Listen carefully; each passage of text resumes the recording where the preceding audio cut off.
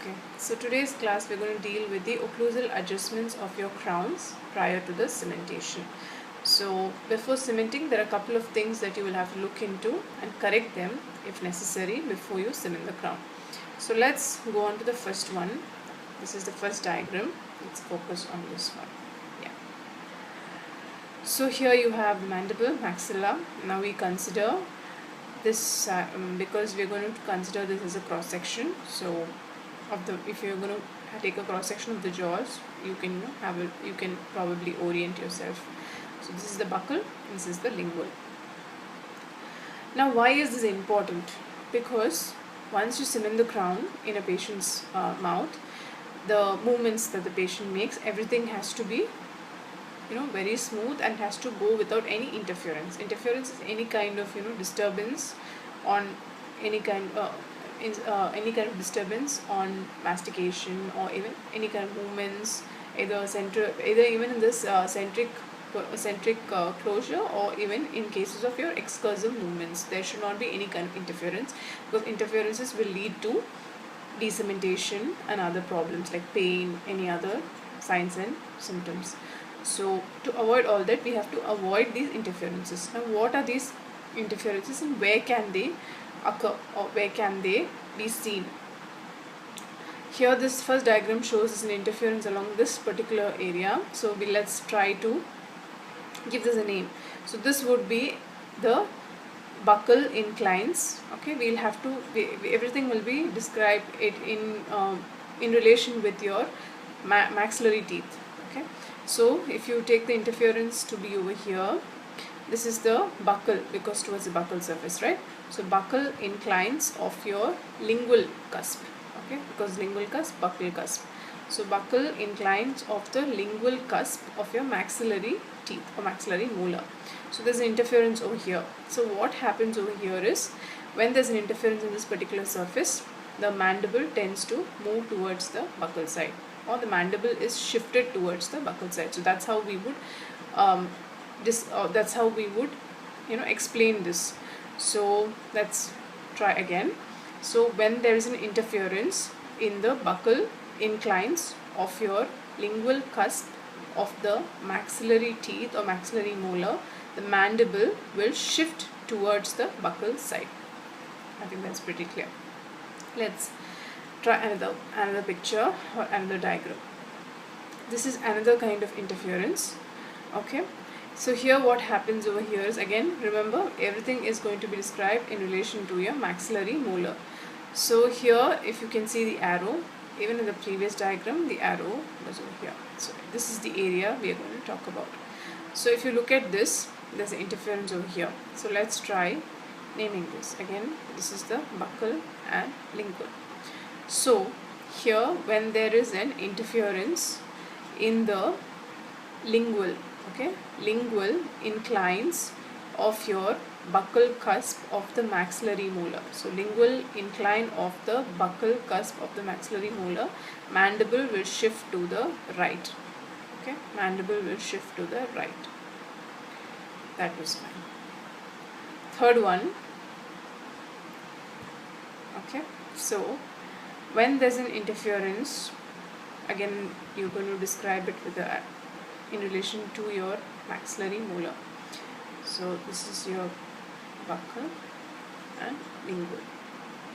When there is an interference in the in the lingual, okay, this is the lingual, my bad. So when there is an interference in the lingual slope or lingual incline, okay, this is the particular area that has been highlighted. In the lingual incline of your lingual cusp of the maxillary molar, then the mandible will shift towards the right. Okay, when there is a interference in the lingual incline of your lingual cusp of the maxillary molar, the mandible will shift to the right.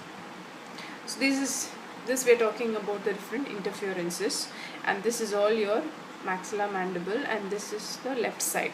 What we're trying to explain, when there are interferences in these particular points of the different slopes of the different cusps of the maxillary teeth, this is what happens to the mandible and how it shifts Okay, and all this first was 3 ones that we saw are talking about centric closure.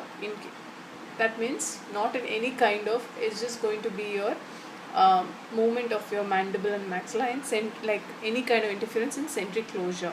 Okay, at rest.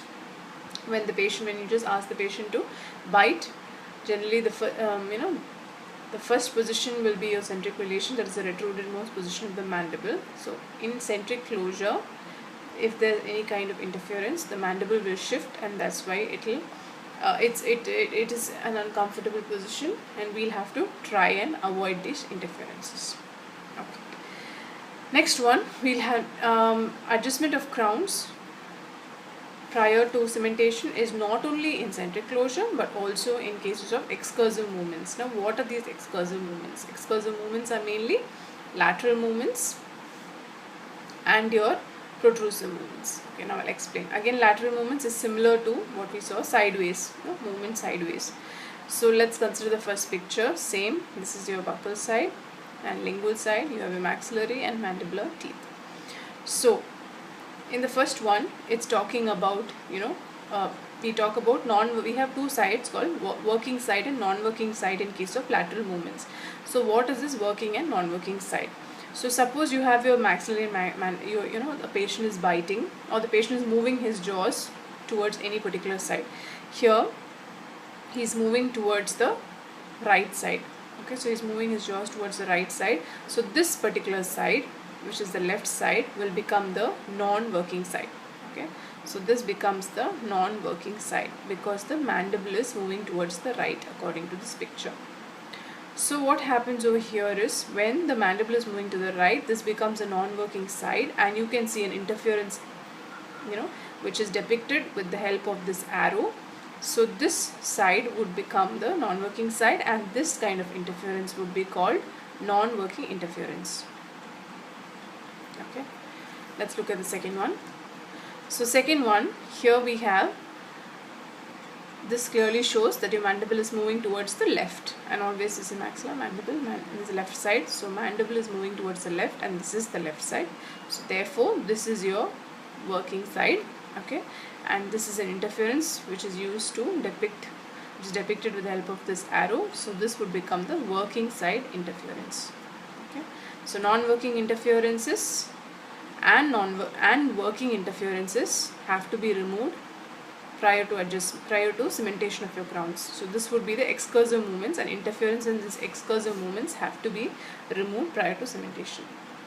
Next, there's one more excursive movement, which is your protrusive movement, where you are not moving it laterally or sideways, but the mandible is moving forwards. So when the mandible is moving forwards, if you can see, it should be a very smooth movement without any interference. But here, as you can see, when the mandible is moving forward, there's an interference here along the premolar area. Now if we can name this, it would be the distal slope. Okay, distal slope of the second maxillary premolar. So there's a interference over here, and these interferences are called as protrusive interferences. So basically, here in this lecture we were trying to talk about the different kinds of interferences at different types of different types of mandibular movements, like excursive, protrusive, lateral movements, and also in centric closures. These interferences have to be removed prior to the cementation of your crowns, and this